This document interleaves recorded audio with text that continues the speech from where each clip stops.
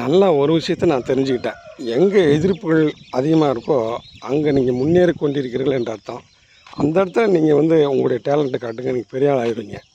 எதிர்ப்பு என்பது அவங்களுக்கு உண்மையிலே எதிர்க்கணும்னு இல்லை.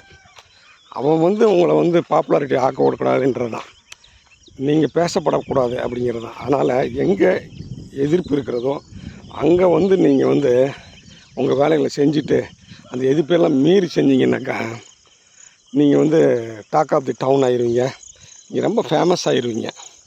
இதுதான் நான் தெரிஞ்சுக்கிட்டது. அதனால் எதிர்ப்பு இருக்குன்னு சொல்லிவிட்டு ஒரு விஷயத்தை விட்டுறக்கூடாது. இப்போ எனக்கு பாடக்கூடாது அப்படின்னு எங்கள் ப்ரொஃபஸர் சொன்னாங்க.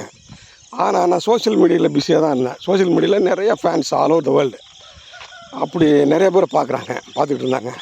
அப்போ எப்படிங்க நிறையா வியூஸு, நிறையா சப்ஸ்கிரைபர்ஸ் நிறையா அந்த மாதிரி அப்போ நிறைய பேர் பார்த்துட்ருப்பாங்க.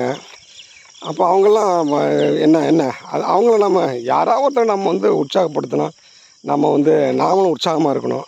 இதை அவன் கொடுக்க மாட்டான். நாம் இன்பம் அடைவதை அவனுக்கு பிடிக்கல. நமக்கு ஒரு பாட்டு பாடினா இன்பமாக இருக்கும், அது கேட்குறவங்களுக்கு இன்பமாக இருக்கும். ஆனால் அவனுக்கு அது கசப்பாக இருக்கும், அவனுக்கு வெறுப்பாக இருக்கும். அது பொறாமையினால் வராது. அதனால் நீங்கள் அந்த மாதிரி எதிரிகளை உருவாக்கிக்கிங்க. எதிரி இல்லைன்னா நீங்கள் முன்னேற முடியாது.